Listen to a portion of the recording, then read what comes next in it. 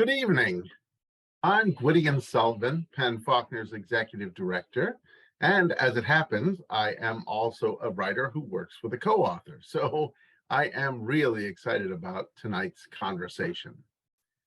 Before we get started, most of you probably know Penn Faulkner, but in case some of you don't, we are a national literary organization that's best known for giving out the Penn Faulkner Award for fiction and the Penn Malamud Award for excellence in the short story.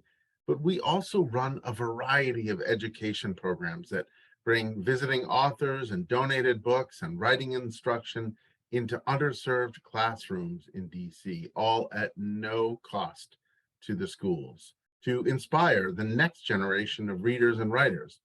And of course, we also hold public literary programs just like this one. Our mission is to champion the breadth and power of fiction in America. And tonight, we are very lucky to be hearing from 4 different authors whose work contributes a lot to that breadth and power. We have Christine Pride and Joe Piazza, co-authors of the novel We Are Not Like Them. Christine is a writer, editor, and longtime publishing veteran who has worked at Doubleday, Broadway, Crown, Hyperion, Simon & Schuster. And Joe, her co-author, is a best-selling and award-winning writer, podcaster, and journalist, whose other novels and nonfiction books include Charlotte Walsh Likes to Win, The Knockoff, and How to Be Married. Great titles. We also have Shaunna J. Edwards and Alyson Richman, co-authors of The Thread Collectors. Shaunna is a former corporate lawyer who works in diversity, equity, and inclusion. And The Thread Collectors is her debut, which is very exciting. And Alyson is the author of several best-selling historical novels, including The Velvet Hours, The Garden of Letters, and The Lost Wife, which is currently in development for a major motion picture. And to my great delight, our moderator tonight is none other than Penn Faulkner board member, novelist, essayist, and book reviewer Martha Ann Toll, whose debut novel, 3 Muses, won the Petrichor Prize for finely crafted fiction and is currently a finalist for the Gotham Book Prize. And with that, Martha, I turn it over to you. Gwydion, thank you so much. And I am absolutely delighted to have everybody here. I think if I could ask our panelists to turn on their cameras and unmute yourself. Let's stay unmuted unless we get a lot of buzzes, but I think we'll be okay. So thanks to Gwydion and thanks to our wonderful Penn Faulkner staff, which includes Gwydion and Sarah Silberman, Brooke, who's doing captions, and Alina, who's also supporting this wonderful panel. So thank you. Okay, and everybody's here. At least I can see them, so hopefully everybody can see you. So this concept was new to me. I'm a fiction writer and I found it unimaginable to be able to collaborate with anybody. I can't even collaborate with myself half the time. So I'm super excited to talk with all of you. And we're gonna have a lively conversation, but I think before we start, we're gonna have these 2 teams describe their just frame up their books for us. The first book that we're going to have framed up is called The Thread Collectors, and my understanding from Alyson and Shaunna is that Shaunna is the person who's going to do that. So thank you. I am voluntold. I'm happy to do that. And Martha, thank you so much for having me today. So in The Thread Collectors, you meet 2 couples. The first couple is a Black couple comprised of Stella. Stella is enslaved and she is in New Orleans, and she is harvesting repurposed thread and cloth, and she's secretly making these maps for enslaved men to join the Union Army, to flee and join the Union Army. She's in love with William. He is a brilliant Black musician. He is also enslaved, so they're not free to be together. William decides he's going to run, and on the battlefields of Louisiana, he meets Jacob Kling, who is a German Jewish musician who has been encouraged to join the Union Army by his fiery abolitionist wife, Lily Kling, who's up in New York. And I always laugh a little bit because Lily is described to look a lot like my beautiful co-author, Alyson. And Lily's doing some sewing of her own. She's joined a quilting circle. And in this quilting circle, she's finding camaraderie, and she's also doing her part to fund the Union Army cause. And so while the men's friendship is kind of the central aspect of this book, it really opens you up to how these four lives, people who have different backgrounds, faiths, races, heritages, have more in common than you might have thought at the beginning of the book. Thank you. And I just wanted to read the brief epitaph that's at the beginning of your book. If you don't know where you're going, you should know where you come from, which is from a Gullah Geechee proverb. I just love that, so I want to share that with our audience. Thank you. And then Joe and Christine wrote this book, also highly recommended, called We Are Not Like Them. And so I'm not sure how you're going to do it, but could you frame it up for us? Thank you. Sure, I'll go. So We Are Not Like Them is also the story of two women. One of them is white, one of them is Black. Riley and Jen have been best friends since they were little girls growing up in Philadelphia. And they're finally reunited again as adults. They're living in Philly for the first time since they were kids. And they're so excited about their reunion when all of a sudden Jen gets a phone call. Jen's husband is a cop. We soon learn that her husband, Kevin, has shot an unarmed Black teenager. And Riley, who is the Black woman in our book, is a news journalist who is then forced to cover this story as the reporter. And the book follows their reckoning with this terrible situation in Philadelphia, but also their reckoning between one another as they grapple with race within their relationship for the very first time. Thank you. And while we're talking with Christine and Joe, could you describe how you met each other and decided to write this book? Yes, I will tell our meet cute, which is really fun actually, in that I was Joe's editor for her last book. We mentioned at the top of the hour, one of the titles, Charlotte Walsh Likes to Win. Joe and I worked together on that book when I was working full time at Simon & Schuster. And then, which is a great book. We had such a great working relationship. And then we actually did this really fun tie-in to the show Younger. I'm sure we have some people in our audience who are literary folks that also like this TV show set in a publishing world. And we did a tie-in novel for a book that came out, was actually published on the show in season 5 and published in real life by Simon & Schuster. And that book needed to be written and in 6 weeks. So Joe and I partnered on that and really were in the trenches in a Google Doc over the holidays, writing together. And that really formed the seed of a partnership. Like we just had so much fun doing it. When we were finished, we were like, how can we work together again? And so we figured out a way to do so. Love that. And how about Shaunna and Alyson? How did you meet each other? Well, we met a little over 13 years ago in I like to say in the most unlikely of places. I think Shaunna doesn't think it's so unlikely, but we met in Las Vegas. I had just so unlikely for me.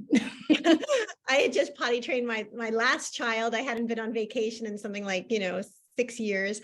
And my husband was invited to an all expense paid corporate retreat in Las Vegas, and Shaunna in her other life is a corporate attorney. So the evening of the opening reception, I was standing online at the bar, and all these aggressive male attorneys were sort of, cutting in front of me, eager to get a martini, and I was letting them, and I was just sort of daydreaming, happily just to be dressed and not have spit up on my shoulder. And all of a sudden, this beautiful woman comes walking over and looks at me and says, "Why are you letting every single man in front of you? And by the way, I like your dress." And I say the part about the dress because Shaunna and I are always, even like the thread collectors, there's a lot of dresses in the thread collectors. So Shaunna, you knew right away. a fish out of water. I knew that she was not a lawyer. She didn't have that sharp, desperate look that we sometimes have. But I asked her what she did. She said she was a writer, and I majored in literature in college. And so for me, Alyson was like a real life unicorn to be friends with an author. And over time, our friendship has just been cemented in a love of books. So that's how we met. It's not necessarily how the Thread Collectors came about, but it's been a great ride so far. Mhm. Great, thank you. So throughout the broadcast today, we're going to hear sections from the book, each of the books. And I think what I'll do is ask Christine and Joe to read a piece of your book, if you would set it up for us. But before you do that, could you talk about how you came up with this idea and figured out how to divide the work, which might have been an iterative process, I'm not sure. I'll talk about the idea, and then because Joe's going to be up first for reading our Okay. excerpt. This was, like I said, just had come after we had collaborated on this other project, and we're like going back in time to 2018, 2017, years. Yeah. 2017, years and years ago. And I had this idea sort of really in the back recesses of my mind, as a book editor, which I had been for 20 years prior to becoming a writer. I, as an editor, you're always thinking about ideas that you want to see in the world, right? Or books that need to be written. And usually you're whispering that idea, right, to a writer. You're not embarking on doing it yourself. But this was, in the day and age, which is actually, does not feel like ancient history and is not ancient history, when we were seeing, so many headlines about police violence. And so, the idea that I had, and Joe and I both love kind of a ripped from the headlines kind of concept, was, what if a real life friendship, we made a fictional friendship, was affected by a police shooting, right? Like how could we get into the lives of real people and real characters in a really intimate way that take this kind of broad and hot button and fraught issue and bring it down to a really intimate level. And then the idea of partnering with each other, right, felt like a novel concept too, because we could bring our different experiences as a Black woman and a white woman to the table. I mean, we always say that the concept is the concept, but if I wrote it solo, it would be a very different book than if Joe wrote it solo, right? And the beauty of this book is that we could really merge and draw from and leverage those different perspectives. And so it both seemed like a really timely and urgent idea. And again, this was, 2 years before George Floyd and our great racial reckoning. But it also seemed like a really interesting approach into the subject matter. And so both of those proved to be so irresistible that Joe and I like to say, like, I came to her and in effect proposed, and she said yes. And here we are. Wonderful. She did propose, and we, regularly renew our vows. We decide to write another book after book after book. We have to choose each other over and over again. And yeah, so once that started, we began with a very robust outline, as we do with each project that we work on together, which is completely different from the way that I work alone. When I'm writing fiction on my own, I am flying by the seat of my pants, and that gives Christine hives. It really does. She freaks out every time I say it. She's like, I just can't imagine. I need a plan. Yeah. Whereas I'm like, I kind of know what's going to happen, but not really. I'm just going to see where it goes. And I sit down and write 2,000, 3,000 words a day. And then, months later, a book appears. And I had no idea that was going to happen. That's crazy. So Christine and I do an outline together, and we work in Google Docs, which also gave her hives in the beginning. She lost her mind because we have a lot of publishing people on here probably, and publishing loves Word. They just love Microsoft Word so much. And I could not imagine trading back like 1,000 of Word documents. Like, I was like, we would always be in the wrong document. What would we name them? And so like our first fight was over how will we write? How will we do this? And, Christine compromised very kindly, and we collaborate in there. And once we have the outline, which we talk through together, we create together, we really just write whenever each of us has time. We don't feel that either of us owns a single character, but rather we're just like, oh, okay, yeah, I'm really feeling this chapter where Riley's going on air, and I've got a spare 5 hours today to sit down and start writing it. And then we'll trade it off with the other one. The other one goes in and kind of edits it and reworks it. And we just keep going back and forth like that until it gets to the place, whatever that place might be. And I feel like we're definitely going to listen to you read, but I feel like Alyson and Shaunna, you've got to step in here and talk about that. And if you want to ask, the other team questions, you definitely should, but we'd love to hear how you do it. And but seriously, you're happy to talk amongst yourselves if that's better. I'm just laughing about the Google Docs because I think thought we were like had this brilliant epiphany, like we could do this in Google Docs. I've never worked in it before, and I, like Joe, have only done and also Christine. We know publishing only likes Word, so I've always done Word. There was no need to do Google Docs before. But Shaunna and I write from the beginning.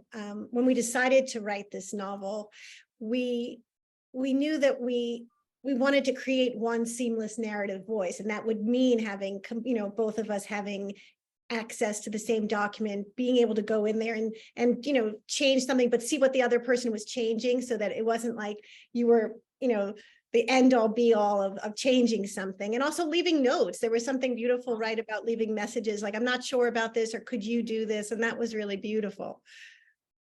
Great. I'm nodding a lot because it's funny, and I think this will, emerge in this conversation, but it's really interesting the degree to which there are so many overlaps, in terms of how you collaborate. And the notes thing definitely resonated with us because it's like always fun to read the comments, but also the divergences, right? Like I'm sure we have so many parts of our process that are so different and so specific to how two people work together. Like no two marriages are the same, right? Like no two collaborations are the same. So it's really fascinating. Very cool. So, Joe, it's going to be you who reads a piece of your book, and please set it up for us. Yeah, we thought it would be fun for us to read from each character's perspective of them seeing their friend, kind of for the first time in the book, or the first time that they're really, describing them. I'm going to read Riley's part, and Christine is going to, Riley, again, as I said, she is the television journalist. She is the Black character in our book, and Christine is going to read Jen's part. She is the cop's wife. She's a stay-at-home homemaker, and she's the white woman in our book. And I wanted to throw this out there, since not only do we have collaborative pairs here, but we also have interracial pairs here. It's very interesting when Christine and I do events, and we've gone to a couple hundred book clubs at this point since the book came out. People are very quick to assume that we segregated our writing based on, they're like, Christine must have written all of the Black characters' parts and Joe must have written all of the white characters' parts. And I'm curious to hear what you guys think after we do the readings, but we think that's so interesting because there's so many facets of our characters that don't have to do with race. Like, yes, race informs so much of who they are, but they are also daughters and mothers and friends. And Riley's a reporter, which has been my profession for 20 years. So there's so much that each of us could contribute to the characters. It's always strange to us that people who read it assume, and even go further. They're like, so you're Riley. You are the person. I was going to add that. Yeah, not yeah. I was like, I really don't want to be Jen. Yeah, that's just a fiction writer's risk. But yeah, totally. Get to the class issues, because in your book, Riley, the Black woman, is definitely, I read it as being a different, more upper class than Jen, and better educated and with more access to resources, which I loved about your book. But go ahead, Joe. We'll come back to that. Yeah. It's the same feeling when I spot Jen sitting at the bar. It takes me several double takes to recognize my oldest friend. She's chopped off her long hair so it ends right at her chin. In the 3 decades I've known her, she's never once had short hair. She looks like a stranger. Without even meaning to, I edit the scene to a more familiar sight. Jen's long, dirty blonde hair streaming down her back, smelling like the lavender herbal essences shampoo she's faithfully used since middle school. She and I haven't seen each other as much as we promised we would when I moved home, and it's all my fault. The new job has consumed me. But seeing her now, I'm hit with a rush of love. Jenny. I stopped to watch her for a moment, a habit from when we were little girls. Back then, I thought if I studied her enough, I could train myself to be more like her. Breezy, outgoing, fearless. But that never happened. Turns out, you don't outgrow yourself. And though she's not classically pretty, she once joked she's trailer trash hot, a poor man's Gwyneth Paltrow. Men have always been drawn to her, like this guy she's flirting with at the bar, who's leaning in a little too close despite Jen's wedding ring. I take a few steps in her direction and stop short when Jen turns ever so slightly. There, poking out from her black tunic, is her round stomach. Like the hair, this startles me, though it shouldn't. This pregnancy may not have even happened without my help, but I'm still getting used to the idea that Jen is having a baby. As if sensing me, Jen turns around and shouts, "LaRoya Wilson, get your butt over here." Thank you. Christine, do you want to go ahead with? Should I read now? Oh, yeah. I didn't know we were going back to back for sure. Sure. I am up. And again, here I am reading. This is after they've met at the bar and Jen has gone back home. It's funny to see how our friendship, so obvious to us, has always confused other people. They see a tall, elegant Black woman and a short, scrawny blonde and think, these two? If it hadn't been for Lou's, that's Jen's mother, Lou's desperation to hand me off, we probably wouldn't have become friends. I can credit a flyer and a laundromat for one of the most important relationships of my life. Lou, barely 22 at the time, was tending bar in Center City at McClinty's for the lunch shift and happy hour and working the ticket counter at the Trocadero at night when the old lady who lived upstairs and usually watched me up and died. That's how Lou always described it, all bitter. She up and died on me, as if Miss Landis did it on purpose to screw with her. And it did, since Lou didn't have any other childcare options. It's not like she could drop me with my dad. I'd never met the guy who knocked up my mom her junior year of high school. You were an immaculate conception. I'm essentially the Virgin Mary, Lou always said whenever I asked about him, satisfied that this was a sufficient explanation, which it wasn't, obviously. I wouldn't have put it past Lou to leave me alone with some dry cereal and a tightly locked door, but a few days after Miss Landis died, she came across the ad for Gigi's daycare, Sunshine Kids, a place that specialized in taking in the scrubs, the kids whose parents worked odd hours or late nights. I got such a kick out of it when we showed up at the Wilsons and saw those Black kids, Lou told me years later. You were like a snowflake in a corn mine. I thought maybe you'd all form a little rap group. I don't remember noticing that I was the only white kid at Gigi's, at least not at first. I was too focused on Riley, though then she was called LaRoya, and I thought her name sounded so fancy, like a perfume. She was sitting at the kitchen table, biting her lip in concentration as she practiced writing her name. Her hair was braided into intricate cornrows that I wanted to touch so bad. When I did, Riley swatted at my hand, and I knew I'd done something wrong, even if I didn't know what it was. I tried everything I could think of to convince her to come play with me that day. She kept blowing me off until the other kids started holding relay races in the backyard. And out of nowhere, Riley walked up and challenged me to one. She might have had longer legs, but I knew I was faster. I took off across the yard, pumping my skinny legs as fast as I could. Then at the last second, I slowed down and Riley won. But she wasn't even happy about it. She accused me of letting her win. I only did it because I wanted her to like me. We argued about it, faces red, little fists balled at our side until Gigi marched across the yard and turned the ice cold hose on us. That'll keep y'all from fussing. We fell to the ground, sopping wet in shock, and looked at each other and started laughing. That's when we knew we'd be friends. Even with that rocky start, we became inseparable, the sisters both of us always wanted. Love that. Thank you so much. So Alyson and Shaunna, your book takes place in history. I mean, farther back in history, around the time before and during the Civil War. Can you talk to us about how you came up with the idea and how you did your research? Absolutely. Shaunna, should I start with? Absolutely, yes. So the idea for the thread collectors sort of came in different parts. I guess growing up from my grandmother, I had heard stories that on my maternal line, I had two great uncles who were sons of Jewish or German immigrants who came over in the 1830s, and that these two great uncles that I had fought on opposite sides during the Civil War. One of them went down to Satarsha, Mississippi, and opened up a mercantile depot, while his younger brother, Jacob Kling, remained in New York. And when the war broke out, they enlisted on opposite sides. And according to my grandmother, this permanently divided our family forever. The brothers never healed their relationship. And she used to joke around and say, my mother used to, my great grandmother used to say that side of the family was all Baptist now. So as a novelist, that was always in the back of my mind, that it would be a very interesting fraternal relationship to mine, these two brothers who are divided by the war, but who are immigrants themselves, outsiders themselves.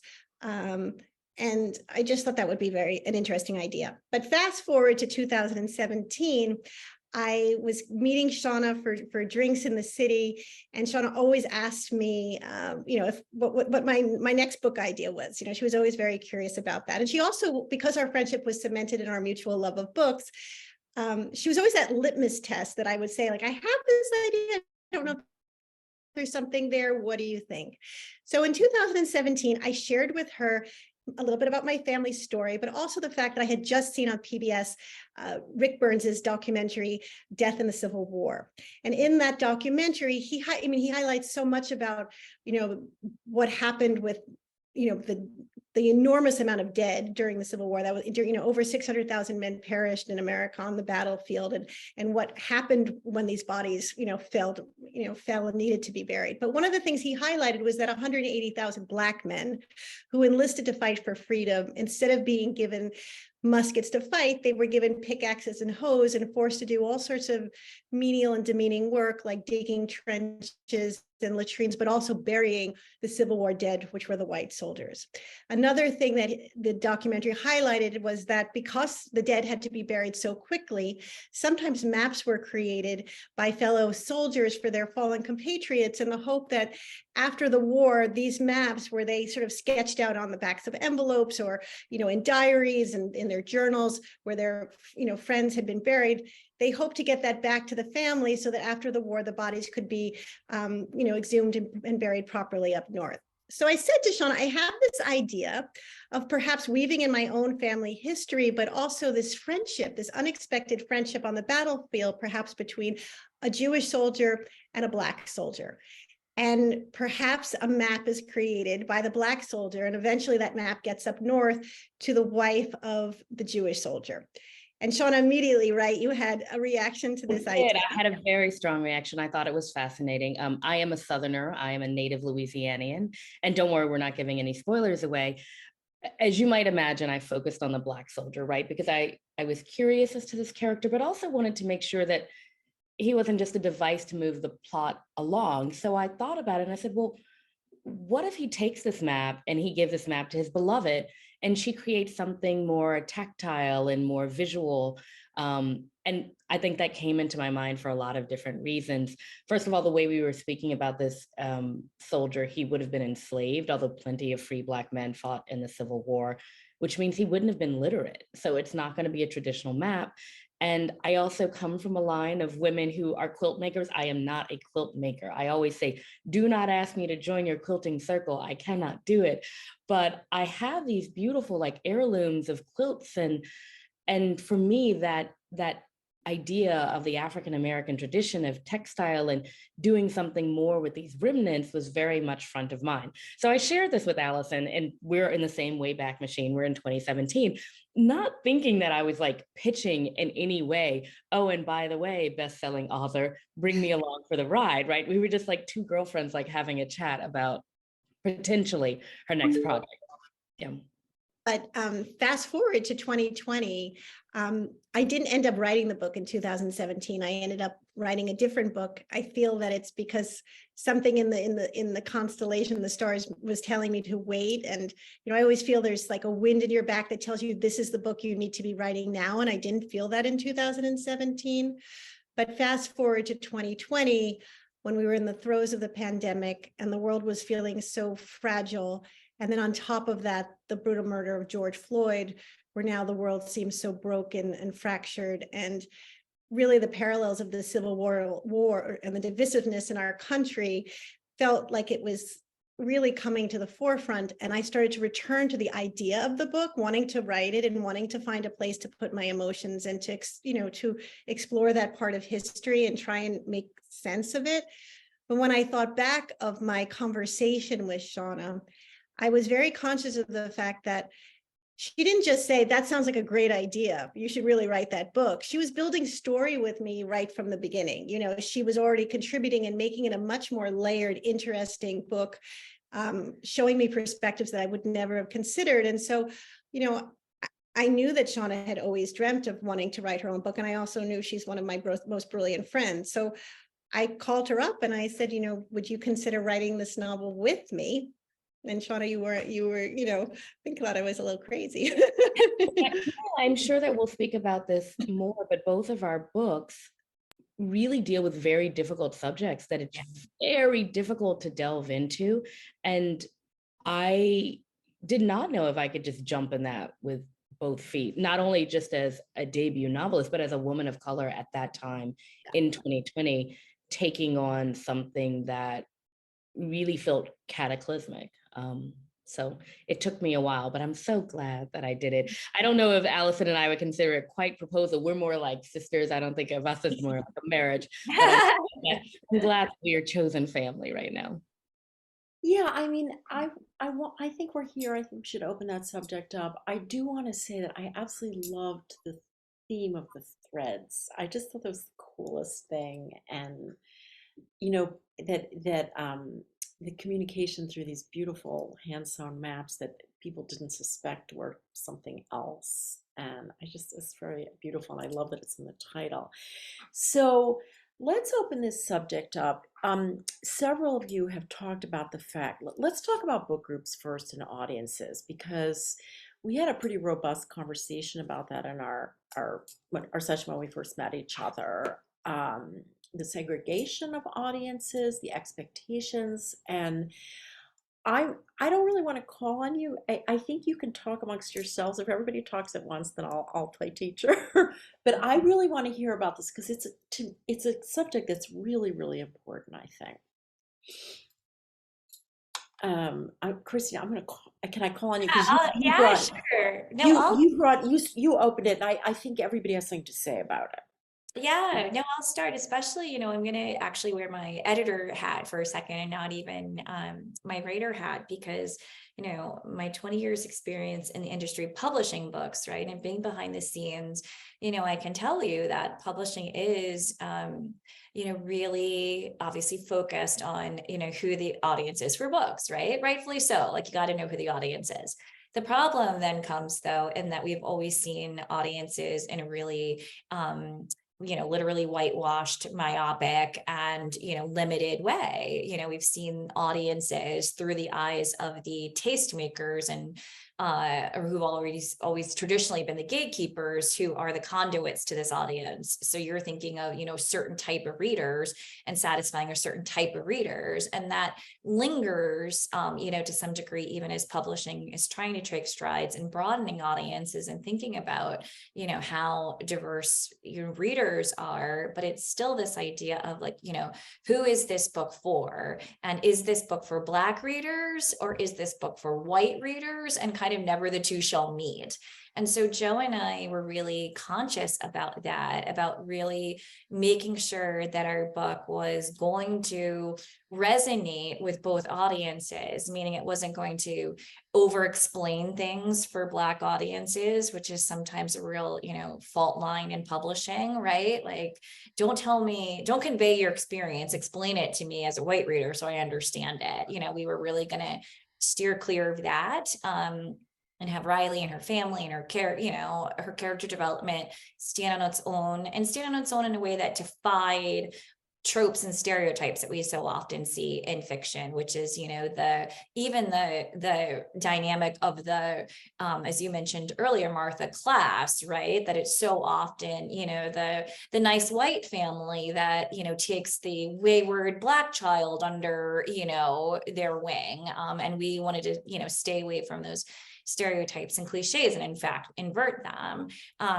But we also wanted, the book to appeal and to resonate with white audiences. And so we were really thinking about a broad readership, and in even publishing the book and then going on tour and talking to all these book clubs Joe mentioned, we really we felt really heartened that we did succeed in that, right? That, the book has been really embraced by Black readers and white readers, but also really fascinated by the fact that the conversations are very different in those circles. Like sometimes we experience it together if we do events. And sometimes if I'm doing an all Black book club or Joe is doing an all white book club, we can see how what people talk about, quote unquote, in closed doors changes. And that's also, really been a fascinating part. So, I think our interracial collaborations are powerful from an audience standpoint, right? In terms of the reach and how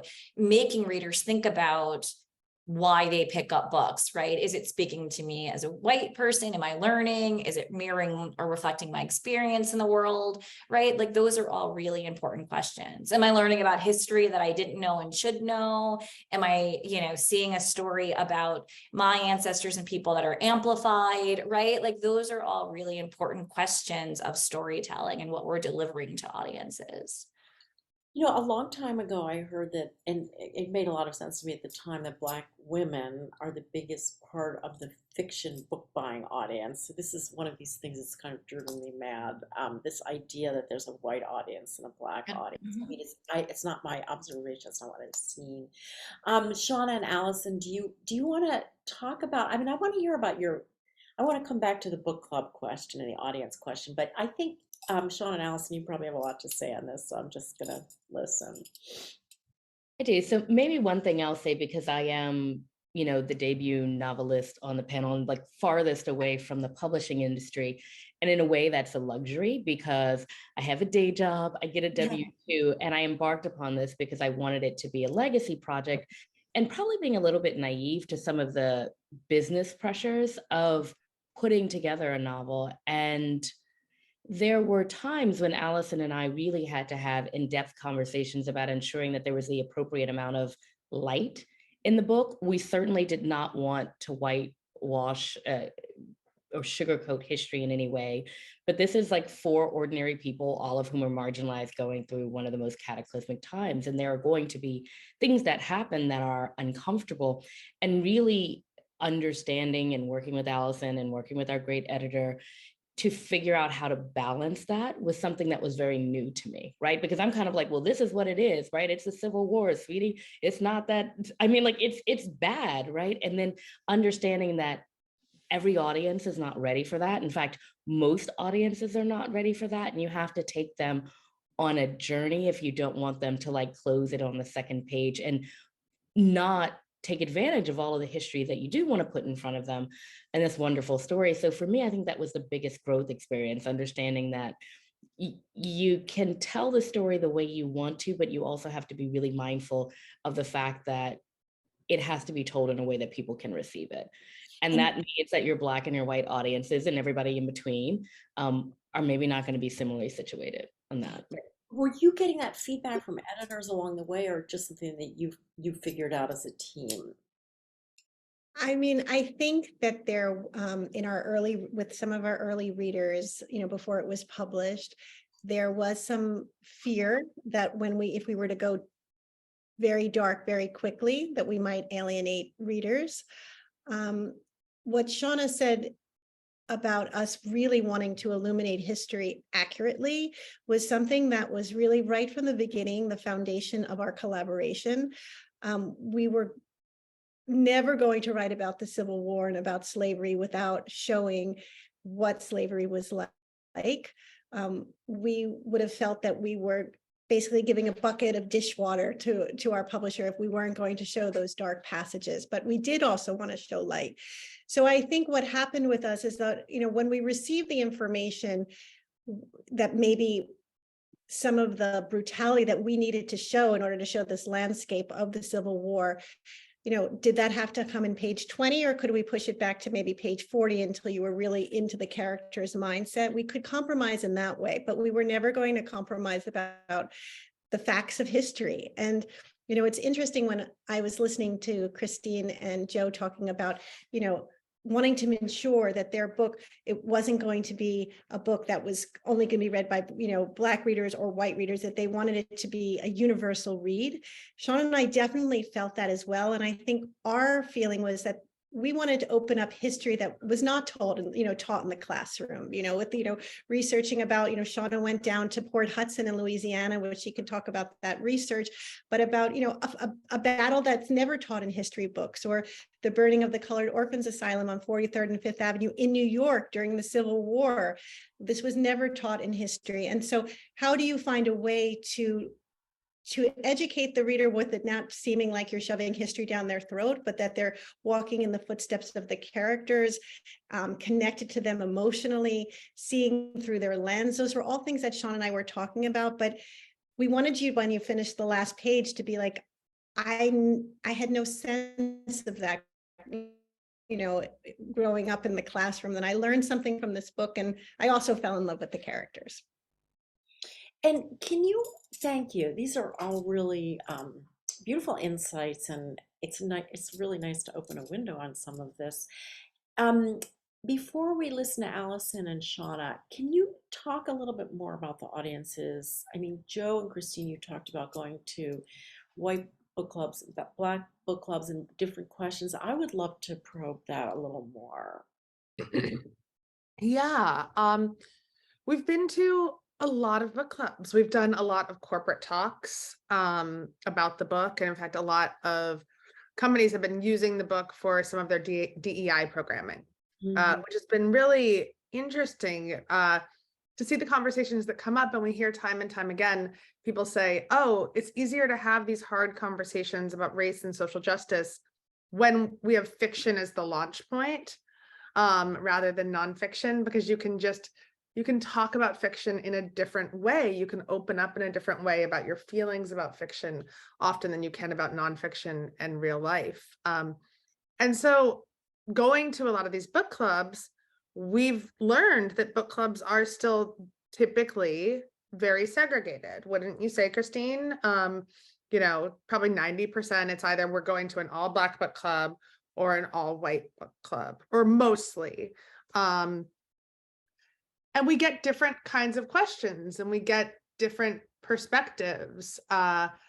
It's very interesting which character you would think, like in the white book club, they may necessarily relate to Jen more. A lot of the white book club members end up relating to Riley more. They seem to demonize Jen often a lot more than sometimes even the Black book clubs do. Yeah. That's really interesting. Yeah, they're harder on her often than we see a lot of the Black women in the book If I club. could just remind our readers that Jen is the wife of the police officer who shot the young Black man. Yes. That's interesting. Yeah. Yeah, and I will also say for us, when we had some early reads too, it was often white readers that were much more nervous about the book coming out, and especially because our timeline is, we started conceiving of this at the end of 2017, sold it in 2018. We're finished in spring of 2020. The book was completely written when George Floyd was murdered. And we had a lot of early white readers around that time who were very on edge about, they're like, oh, should you have a book in the world that is about a police shooting of a Black man? And, maybe the police should be fully demonized in this. Maybe this should be like, maybe your white character should have a complete conversion to be like even more fully woke. And Christine and I, from the very beginning, didn't want to create a fairy tale. We wanted to create, what does reality look like when you're dealing with race and you're dealing with social justice? And I will say a lot of the white readers, they wanted the fairy tale Mhm. more, I think, than the Black readers did. What do you think, Christine? I agree. Yeah, and I think something that's really that has come up a lot in you know a lot of book clubs, not even necessarily maybe in the full conversation, but in you know one-on-ones, or we hear from readers, both Black and white, about their relationships with like their cross-cultural relationships, right? Which are still rare, as we know. I mean, even that we have like two long friendships in this panel, right, as Black women and white women. I mean, we know anecdotally and we know statistically that that's really rare. And a lot of times people, especially post 2020 or even post 2016, I mean, you know, the Trump era has ushered in a lot of friction, as we all know. And so we'll hear from readers who will say, you know, I could relate because I had a Black friend once and, you know, this and this happened, or I had a white friend once and she said this and this and it was over, right? And so how, you know, whether they were lifelong friends or new friends, or whether they're, you know, there was a big miscommunication or a little misunderstanding, whatever it was, there was a lot of, you know, talk to us about that. And then, you know, they both, people, you know, had really different takes on these situations. And so that was fascinating. And just really emblematic about race in America. Like everyone said it was so hard to talk about. Everyone said that, you know, these flashpoints would come up in their relationship and they, like Jen and Riley, had no idea how to navigate them, right? And some people were able to push through. And Joe and I can even say, like, we've experienced that and pushed through. And some people, you know, have really lost these relationships. And in a lot of cases, they were, you know, mourning them with us, right? And that's just like the power of fiction, to open up these kind of more personal conversations, as Joe talked about, that, you know, wouldn't happen if you're reading, you know, some really, you know, great nonfiction, but it just doesn't elicit the same kind of intimate responses. Yeah, so we definitely do want to come back to your working relationships with one another, but definitely want to ask Alyson and Shaunna to respond. And there's another really difficult dichotomy in your book, which reflects, now I didn't quite realize this, but it reflects Alyson's background, where we have these two brothers who are on opposite sides of the war, which is also really painful. But before you read, I'd love to ask you to reflect on some of, you know, your experiences with audiences. So this is not quite on point to your question, Martha. I hope you will indulge me, but it's Oh, no, just that's your job. It's that fine. Christine said that I wanted to just talk about right away. And that is that before Alyson and I embarked on this project, and, you know, I've got friends look like the United color of Benetton because I've been raised in primarily white institutions. I cannot recall a single conversation we ever had squarely about race. Like I've been racking my brains as like we've spent the past 3 years essentially living side by side, but I can't recall something that we ever had that was like on 4 points about race. But when we first sat down, our first writing day was actually Juneteenth, which was a really poignant day. I think that was the first day we made this commitment to each other that we would be brutally honest and transparent, that we had to be, given the subject matter. And it's just made such the difference in our relationship. That's not to suggest that it has always been easy, but a lot of times when we're speaking to audiences, and thus far, you know, our book hasn't been out as long, but primarily they've been white audiences, it has been about that bravery, you know, that needing to go a little bit further than is comfortable on both sides in order to even begin to meet halfway if you're going to bridge that divide. Mhm.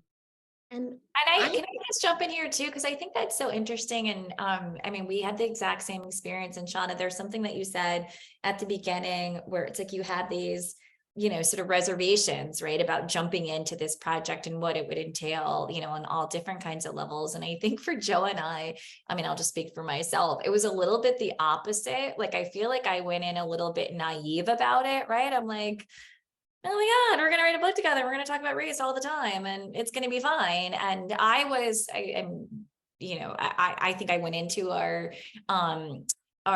collaboration as a Black woman, just much more versed in talking about race. I've been talking about race my whole life. So it didn't even think that it would be something that was a barrier, right? But I mean, now, especially talking about this book from, years after it's published, it is such a barrier for people. And, we ran into that roadblock that Iron, hit the limits of my naivete, right? In terms of like, oh, wait, right? And we had to have this similar kind of come to Jesus conversation. Whereas, if we can't really, as you described it, Shaunna, be brutally honest, brutally open and vulnerable and keep going up to, the edge, we were never going to be able to do this as collaborators, but we were also never going to be able to be close friends, right? There was always going to be a barrier there. And so we had to push through that on two levels, really. I mean, one of the memories that stands out for me was on that Juneteenth, that first day where Shaunna and I felt like we needed to meet in person to look each other in the eyes and, really decide if we were going to try and collaborate and write 40 pages together, see if we could sell it on proposal, because Shaunna has a day job and I didn't want to write a full, Christine, I didn't want her writing a full manuscript and then not having it sell. So amen. All about the proposal. Yeah, I'm like, let's get this sold before I waste your time. So it was, June 2020, and we decided to meet in the park, Bryant Park, behind in the New York Public Library. And right away, we were trying to say like why this book was going to be important to us. Like if we were going to embark on this, tentative collaboration to see if we could make something beautiful in a very fragile time in the world. We wanted to put our hearts in it, but also be completely honest about what our intention was and creating something that, we hoped would be, like we said, like a legacy project, that when we weren't here, this book was going to be something to be proud of. And when I was trying to, say to Shaunna that one of the reasons why this book had returned to me was because of feeling so completely devastated about what happened with George Floyd and just recognizing all the racial injustice that, has always been in America since its inception. I said to Shaunna, really wanting to, say something that was coming from my heart. I was always raised to be colorblind. And Shaunna looked at me and she said, if you don't see my color, I can't write this book with you. And it was at that moment that I realized that a word that my family used all the time, that to them meant that they were anti-racist, that, they saw the world, not by the color of your skin, but who you are as a person and who your soul was. Shaunna heard that word very differently than I did. And to me, that was the turning point in our relationship, where we realized that we needed to be able to say anything to each other, and that person had to hear it and they had to learn from it. And it was I want to say it was a beautiful moment, because it was something where I, as someone who has written books my whole life and thought I had a great command on the English language, realized no one, two people can hear a word very differently from their experience, from their backgrounds, from whatever, but you have to learn and you have to hear it from, the way they hear it, and to embrace that. And that became sort of this touchstone, for us in this relationship, right? Like Shaunna, there were, different things that we each heard differently. Absolutely. So something that comes to mind for me is the way we would do our process is we did not have a robust outline at the beginning, but we weren't quite flying by the seat of our pants. We knew what our characters, what was important to them, and kind of like loosely where they would go. And we would do this brainstorming. I have a writing caftan. I would put on my writing caftan. We'd talk on Sunday nights for hours. I want one of those. I'll send you one, Martha. It sounds like my cream bathrobe, Joe. This sounds very similar. I have a writing bathrobe. We were talking about the only scene in the novel where you see the two Jewish brothers that are ultimately become estranged, talking about their opposing views on slavery. And we set it against the backdrop of Passover because we thought it would be poignant for the Jewish people to be retelling the story of their exodus from slavery while grappling with the issue of American slavery. And Alyson was always lovely. She never made me feel like the junior writing partner. She said, well, how would you see the scene unfold? And giving me plenty of time and space to think about it. And I kind of launched into this idea where the older brother is going to be talking about the economics and wanting to protect his business, and like the mercantile depot is growing. And Alyson, very firmly but gently, she said, I'm uncomfortable with that. As like a Jewish woman, this perpetuating a stereotype that Jewish people will subvert their values for economic gain. And of course, that's not what I meant, but as a Black woman and in my day job in DE&I, I'm always like, it doesn't matter your intent, it's about the impact. And that was what she was telling me, right? Like, it doesn't matter what your intent was, the impact is going to perpetuate a stereotype I don't want to. And so I had to hear that and I had to say, okay, well, let's find another way in. And even though I am a new novelist, I think it makes me a better novelist because you can't just take the lazy route. You just can't say, oh, well, people are going to respond to this because it's familiar to them. You actually have to take a step back and I think be responsible with your words and with your language and the characters that you're creating, not to mean that they all need to be angels, but that you need to understand what you put out in the world and its impact before you do it. Yeah, and I mean, I think that's the beauty of reading fiction, that listening to the thought that you writers have all put into something. I think it's also incumbent on we readers, to diversify as much as possible our reading life, because we need to take all of this in, and we still, as everyone is talking about, we still live in a very, very segregated society. So I don't want to get too much time to pass before we hear from the thread collector team. So please set it up for us and tell us what you're reading. Thank you. Well, we decided we were going to read a passage. As Shaunna mentioned, we have 4 characters in our book. We have William, the very talented flutist, Jacob Kling, who is also a musician, and then the 2 women, Stella and Lily. But we actually decided we were going to read a passage that sort of explains where William, our talented Black musician, where his musicality came from and his roots. One of the things that Shaunna dreamed of and wanted to put in the book right from the beginning was that William was going to come from one of the Gullah Geechee Islands, which I right away was like, I've never heard of the Gullah Geechee Islands. And Shaunna explained to me that there are these beautiful sea islands that are off the coast of South Carolina and Georgia. And during the time of the slave trade, Black people from parts of Africa who had really rich traditions of rice cultivation and harvesting, indigo harvesting, these men and women were brought to American shores, to the Gullah Geechee Islands, where their knowledge was exploited, obviously, for economic gain. But the visual of the indigo and the beauty of the leaves was something that we really wanted to juxtapose with the brutality of slavery. So this passage has to do with William's mother and where he gets his musicality. So I'll begin and Shaunna will end. Yeah.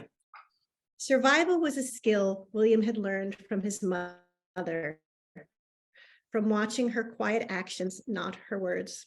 Ever since William was a young boy, older folks on the plantation whispered that William had inherited his musical gift from his mother, Tilly. Her voice was her instrument. She sang in the indigo fields whenever she collected the blue-green leaves. She sang while she wove the seagrass baskets they used for the harvest.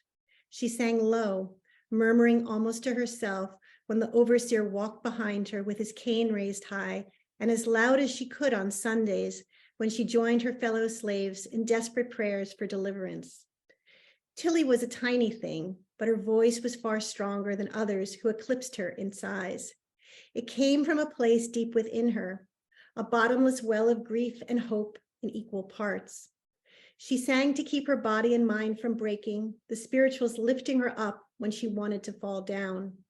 When the basket on her head became too heavy, or when her fingertips bled from ripping the indigo leaves from their sturdy, verdant stalks. She loved the tambourine too, for the rhythm it sounded, for the ancestral call it ignited in her bones. It was the ringing of a chime that transported her to a place where she was momentarily free. Many were enamored by her natural musicality, but William's father, Isaiah, was the first to interest Tilly enough to break her cadence. "You got a lovely singing voice," he complimented her one afternoon as he took her basket of green leaves from her. Shaded by a thatched roof, Isaiah toiled over the processing vats where they converted the indigo plants into the coveted dye. She smiled, her unusual slate gray eyes softening for a moment. Isaiah emptied her bounty into the water-soaking barrel. The bottle green blades floated on the surface before sinking. Hours later, he would remove the wilted leaves and transfer them into another vat where he would beat them with a wooden paddle until the water transformed from green to blue. Heard you singing last week, and I still got your voice inside my head, he whispered. She didn't answer him back in words, but began humming something soft as she took her leave. The spring William was born, an onslaught of devastating floods afflicted Sapelo Island, destroying the flowering season of the rice and indigo. Master Writer grew increasingly unpredictable. His rages became more frequent. The more his anger flared at his overseer and his own debts, the more the beatings at the plantation escalated. Isaiah, robbed of enjoying any new moment as a new father, was the frequent target of ire and arbitrary punishments. Fearing for his job if the plantation failed, the overseer sought to bend Isaiah, a natural leader, to his will to make the other slaves fall in line. All the while, Tilly sang even louder.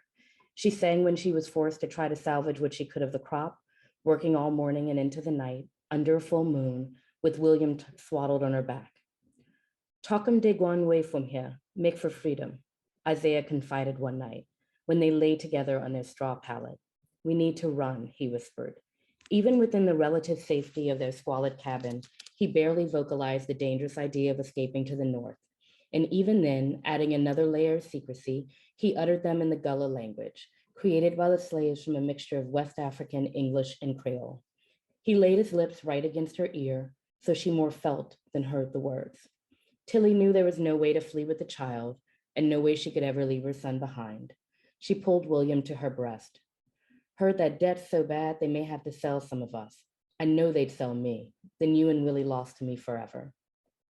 Tilly gently sighed in response. She recognized things were getting much worse for Isaiah. His natural pride, the quality that she loved most in him, was what made him a target of the master and overseer's unbridled wrath. "Way I figure we can either die here or out there, but either way we'd be free from this." Isaiah ventured against her silence. He knew that it would be a struggle to convince her. She didn't answer him. Her breath stopped as she clutched her infant even tighter to her side. Isaiah listened to her quiet inhalations and knew she wouldn't ever go. "We wouldn't get far with him." Her finger laced around William's and she brought it to her mouth.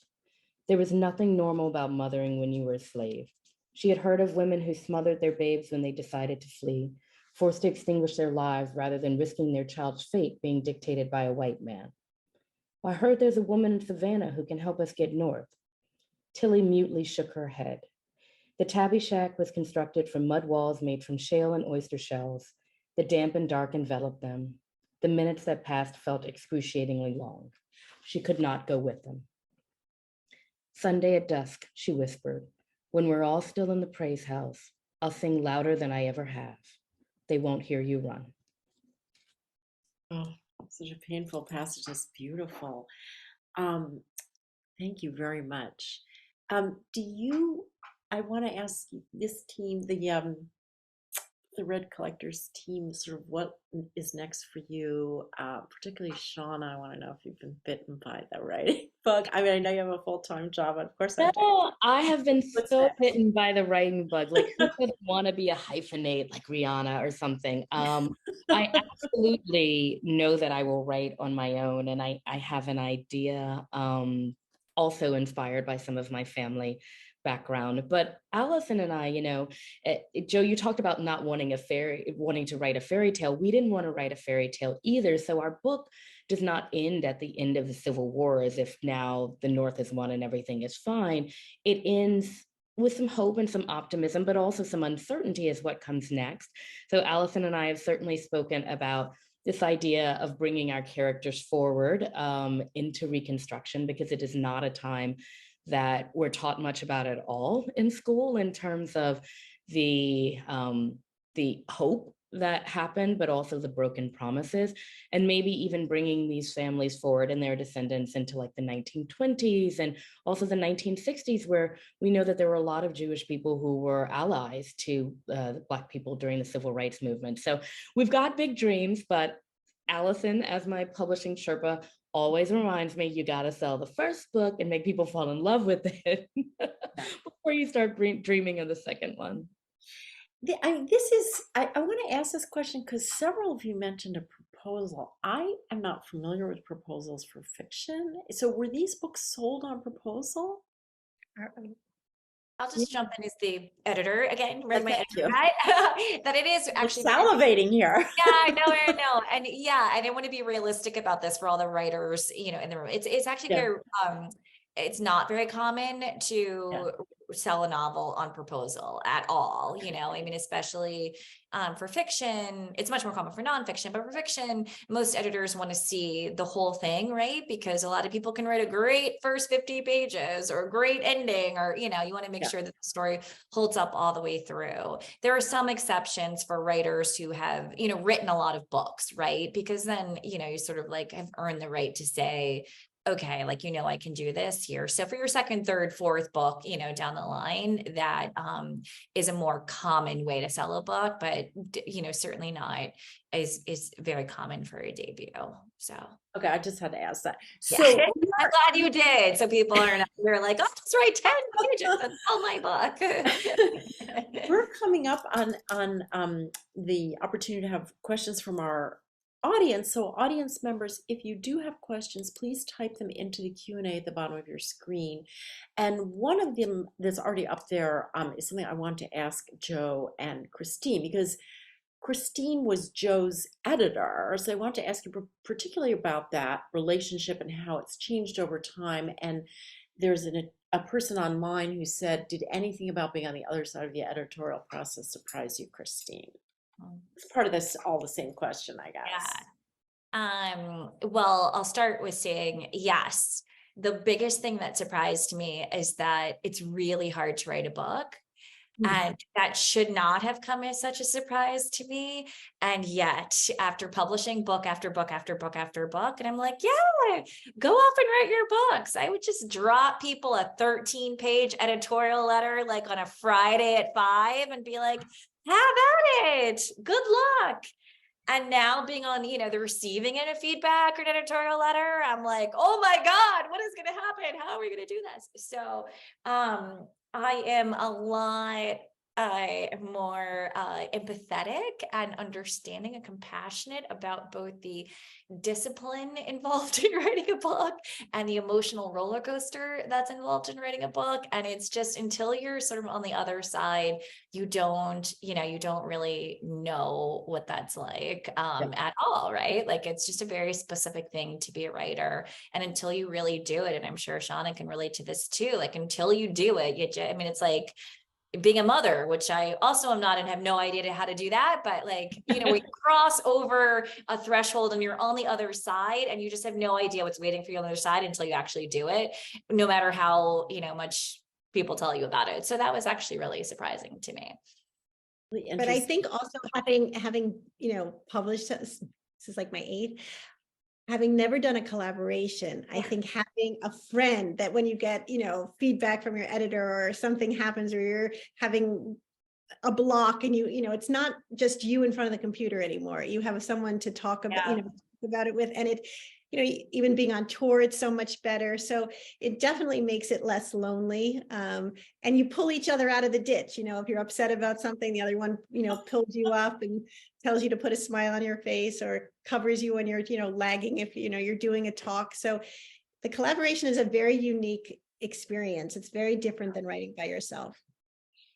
Interesting. And there's a question here, if for all the authors, could you describe some of the creative conflicts that arose during your collaboration and how you resolved them?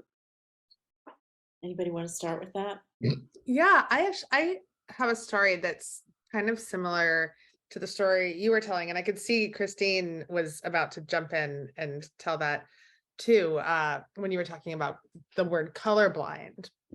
So when we first started sketching out our outline and our characters, one of the things that I said to Christine was, I feel like our Black character, our character of Riley, is just too perfect. She's almost annoyingly perfect on the page. And I just kind of really like writing messed up, flawed women and flawed characters, and but also human characters, because no characters are perfect, right? And I started brainstorming out loud with Christine. I'm like, what can we do? What does she have? What baggage does she have? Like, you know, do we want to give her a drinking problem? Her parents have a drinking problem. Is she the child of divorce? Is she having an affair? And these were all tropes that I had put on characters in the past. And Christine was like, "No, okay, stop right there. I don't want to put any of these on Riley. These are stereotypes that are often put on Black women in stories and in books." And I pushed back on that. My argument was like, but no, we did this to our white character. We did this to Charlotte Walsh in the book that we created together. And Charlotte had alcoholic drug addict parents. She had a teenage pregnancy. Those things. Christine was like, no, it is different when you're dealing with a Black character. And that was a conversation, that was our really first big reckoning, our only reckoning, because we got through it. We got over the hump after that. And I said, no, it's not. And she's like, yes, it is. And that was really the big creative thing that we had to get past and we had to work through. And that was our moment where we had to say, we have to be able to talk about anything. And Christine's like, we can't be friends, we can't be co-writers unless we can do this. And for my part, I was afraid. And we hear this from a lot of white readers too. I was afraid of saying the wrong thing. I was afraid of stepping on Christine's toes. I was afraid of insulting her somehow. And I was terrified of having a lot of these conversations. We couldn't be in that place and create this book together. So we really had to get past it. And we say that very openly when we're giving talks to readers. And we hear it from a lot of white readers who are like, I'm afraid of saying the wrong thing. But this book has actually helped me in a lot of ways figure out how to be a little bit more comfortable with at least like saying something. Mm-hmm. Mm-hmm. And what would your response be, Alyson and Shaunna, about creative conflicts that you encountered and how you dealt with them? Well, I'm thinking about the note you said about the women of Rampart Street and their sides. we did not have a lot of hair pulling, which I'm not suggesting that you guys did, but it feels like like, didn't you pull each other's hair? But after we had that seminal discussion, Juneteenth, and moved forward, it was almost like something had been released, and then we could just like move forward. And we're like, okay. And there were definitely times when we would talk about different words and like how it was landing. And you may even see that like in our book, both Black and white are capitalized, which was something that we decided on very early, because I was like sick of just reading about, now you have all these people, but now you have like the Black girl, like just like comes off the scene. I'm like, okay, so if we're going to describe people's race, then we're going to describe everyone's race, and we're going to like really highlight it. So it wasn't so much conflict, but it was this constant, let's talk about absolutely everything. But it was almost, and I don't mean it in a way of deference, because I don't know that you could have a good collaboration if you were completely deferential to your partner. But if someone was really passionate about something, or if someone felt very strongly about something, then the other one said, okay, I hear you, I'm there to like back you up on that, I guess I would say. So it really felt more like fighting side by side as opposed to necessarily having conflict with each other. It's really interesting. But what Alyson was saying, so she does have this tendency to describe all women, as you can't tell because we're sitting down, as very tall and lean, which she is, and I am not. I am short and curvy. So at one point when we're describing the women of Rampart Street, I did leave a snarky note, and I was like, can we get some curves? Like, I'm like sunflower women. And she was like, I never noticed. And even her daughter was like, you do describe all women as like tall and lean. So I mean, to me, it's really interesting that you had such a long friendship, because I'm not sure I could collaborate with a friend. That comes, I think, with its own issues, right? Because you've been relating to each other in a friend way and not a work way. But at the same time, Martha, I think, I've never asked another, friend to write a book with me. I mean, I have another collaboration coming out in the spring, but it's with two, authors who have a lot of, several books under their belt. Shaunna, because Shaunna and our friendship was always about books. I mean, from the minute we met in Las Vegas, it was like, what are you reading now? Can you come to my book club? You know, if I was sick, a book would come in the mail from Shaunna. You know, as I mentioned, she was that litmus test that if I had an idea, she was going to tell me if it was a bad idea. Like, that sounds a little, boring. So it was always about books. And also, I think when you're really good friends with someone, you have a sense of energy between the two of you. You know someone who inspires you, who ignites thought with you. Like Shaunna's someone, like, you spend 20 minutes with her, her, and you feel like your IQ raises like 20 points because she has you like pulling about, did you see this documentary? Did you read this book? What about this? And she's always building, and she's so creative. So for me, it just felt really natural to think that we could build something beautiful. But I can't say that about any other one of my friends. I would have been like, hey, do you want to write a book with me?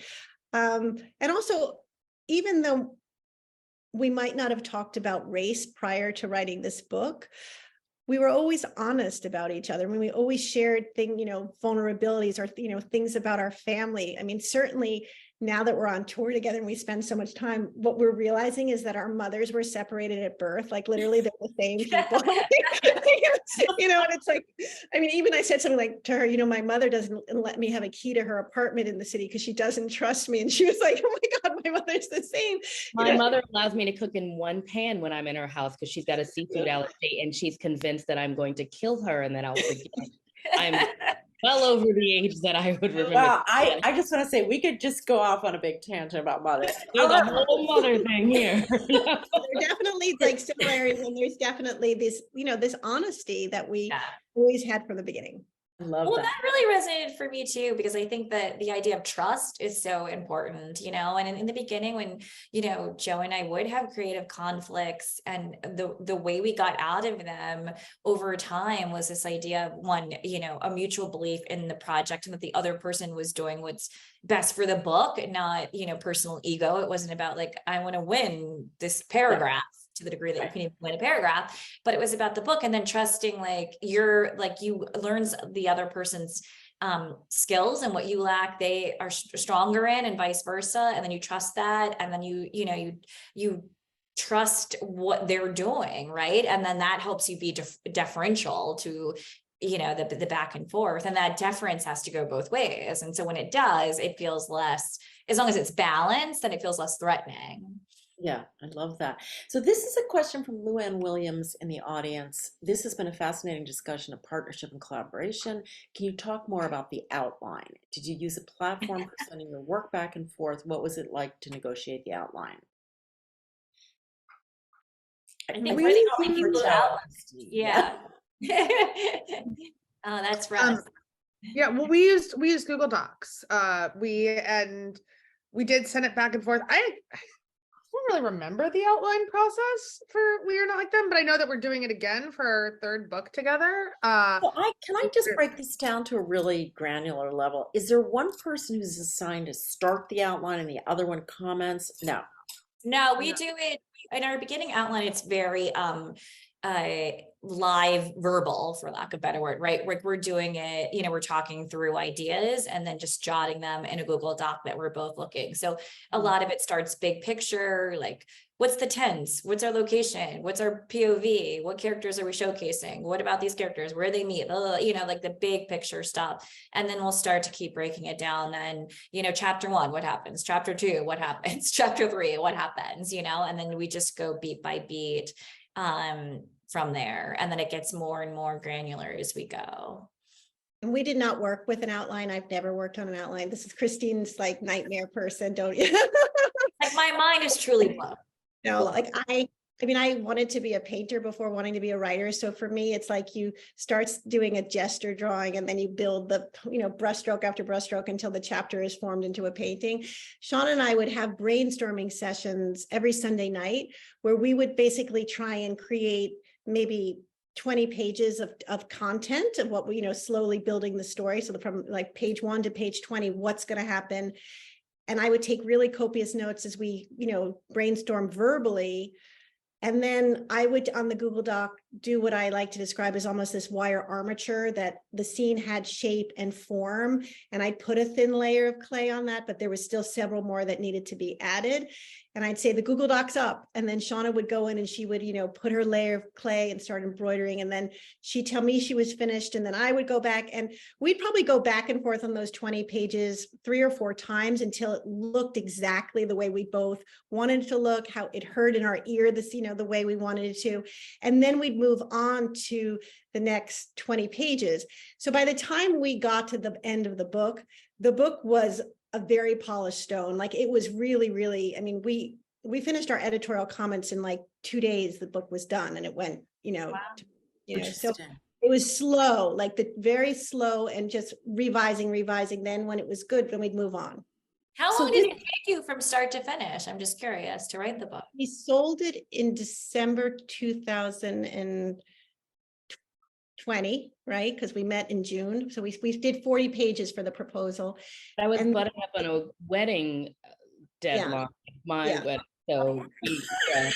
Well, our deadline was August, but we finished in May. So we did it in 5 months, Wow. which is crazy. I've never written that fast, but I am a taskmaster. And as a former lawyer, used to like having to get through dense things and writing a lot really quickly. So I'd be like, come on. We call each other. I said to her, I normally write a book. It takes me 2 years to write a book. That's my normal thing. Like, She's Sunny and Michael. We'd be like, come on, Sunny, we can do it. Come on, we got it. Like, we just COVID, so we're working 7 days a week, nonstop. It was very different than my normal process, but we did it quickly, slowly, in the sense that we didn't have an outline. We just moved slowly in our way to the end. So there's actually a follow-up question to this that from Shane Inman. For either pair, did you find it a struggle at any point to maintain a consistent narrative voice between the two of you? Were there points at which divergent tendencies regarding language became an issue you needed to wrestle with? Not us. I mean, tell me if you disagree, Joe, but I think because when we did talk so much about who the character is going to be, and I think, similar to Alyson and Shaunna's process, and they mentioned earlier too, wanting to have a narrative voice. If we were really, or a coherent narrative voice, we were really cognizant of that too. And so that's why we really wanted to both write both parts. It would have felt disjointed and jarring if I just wrote one character and Joe wrote another character. And so that was really important to us. And so, we all 5 of us, would have different writing styles. Like, right, any writer is just going to have a different approach on the page. Right. And so it was about both being in it enough so that those merged. And once we started writing, we found the characters' voices, which were different from our own. So Riley does have a voice and Jen does have a voice, but ours were, subsumed to theirs, right? Like they just took on a voice of their own. And it's partly in your ear, right? Yeah. And so I feel like it was, we really, once we found it, and it came early on, there wasn't a lot of, conflict around that. So Marsha Bradley says, what wonderful people you are, so much creativity and great partnership. Thank you for sharing. And then somebody is asking, your writing relationships appear to have developed organically. Do you have any suggestions on how to find a co-author of a different race or ethnicity for those of us who may have a story to tell that is not exactly our story to tell? I actually kind of want to hijack this question a little. Jeez. I would love to collaborate on my book, but worried about don't want to come off as inappropriate. So the first thing I want to offer to this questioner is a really interesting essay by Zadie Smith, who is a British author that's written a lot, and she has, I don't remember the name of the essay, but it's pretty easy to Google, and it covers her opinions about appropriation.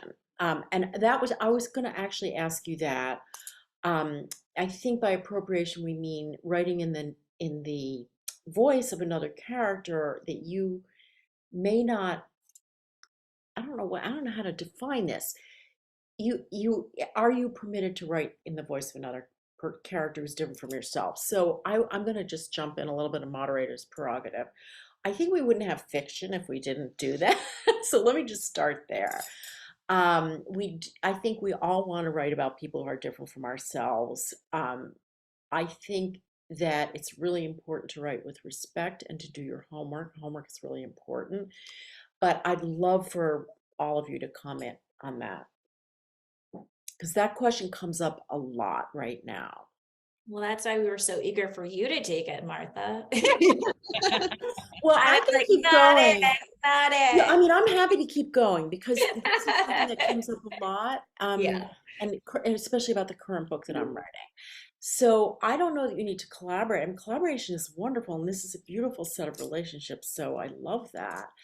But I think most of us are not collaborating. But I think we have to collaborate mentally. I'm a white person. I think 20-ish, 30-ish years ago, probably earlier, I just made a commitment that for every book I read by a white person, I would read a book by a woman of color, and my entire universe changed. It's really easy to do. I don't ever think about it anymore, but at one time I felt I do believe in intentionality, especially if you're white and live in a society that is with a lot of white norms and structures.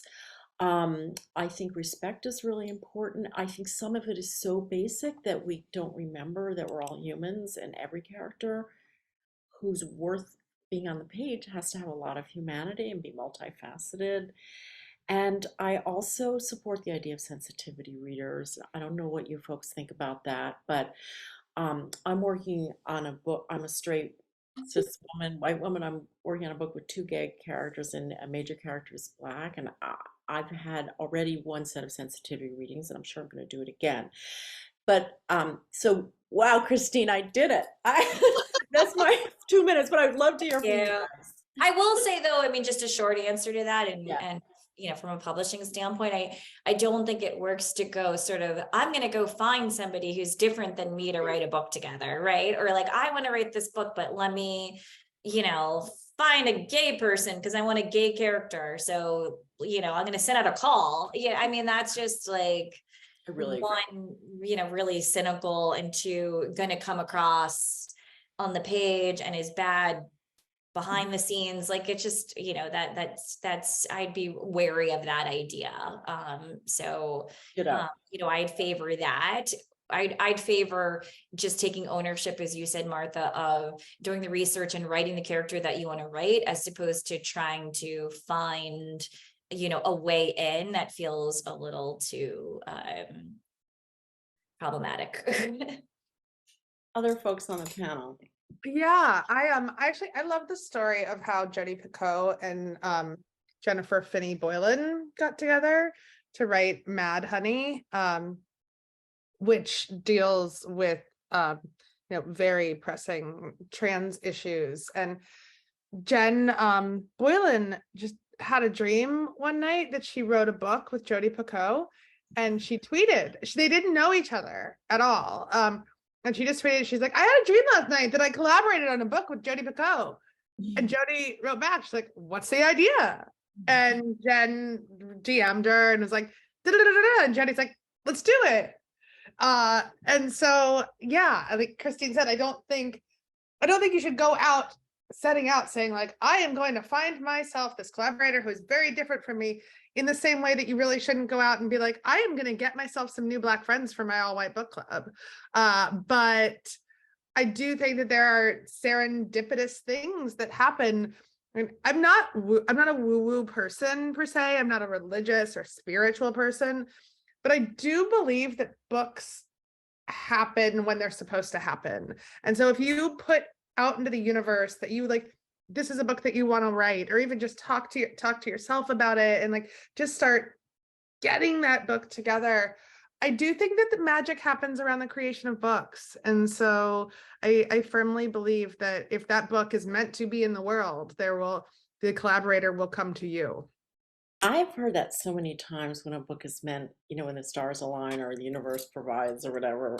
A book. Or as Alyson described it, the wind at your back, which was so beautiful. Yes.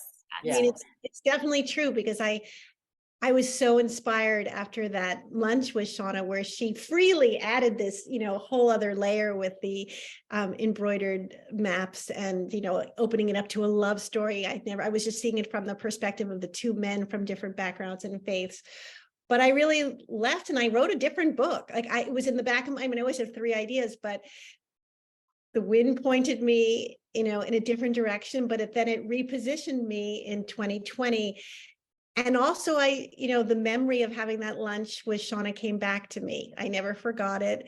And I had an instinctual sense that the book would be so much better if we collaborated and brought our 2 perspectives. I just finished a book that is about a Vietnamese refugee child, about child who comes over to the United States in 1979 and his life colliding with a Vietnam veteran. And so I I definitely worked with 2 sensitivity readers. I also, the book is inspired by a Vietnamese woman who was a boat child who came over here in 1979. So she had already entrusted her story with me, but I was very, very diligent of making sure, as you phrased it, Martha, to do my homework. I mean, I went to Vietnam in January 30th to February 10th in 2020, right before COVID started. So it was something I was working on while I was working on my book with Shaunna. But so I've had 2 experiences, writing from a different perspective of someone who is I'm not Vietnamese, but I enjoyed both experiences, writing in a collaboration and learning from another person's culture perspective that I did with Shaunna, but also then doing the homework my own solitary way, doing this other book. So I want to thank all 4 of you so much. This has been such an interesting conversation. For those of you who are listening, this is taped. I guess for all of you, you can share it. It will be on the Penn Faulkner website. Thank you to Christine Pride, Joe Piazza, Shaunna Edwards, and Alyson Richman. It's been a pleasure. And Carolyn Schreiber from Penn Faulkner is going to come on for just a minute before we close you out. It's been such a pleasure talking to you. Thank you so much. Thanks, Martha. And I just want to echo that thanks to our writers for sharing all of your stories with us this evening and bringing in us all along on this really lovely conversation. I hope you all have enjoyed it.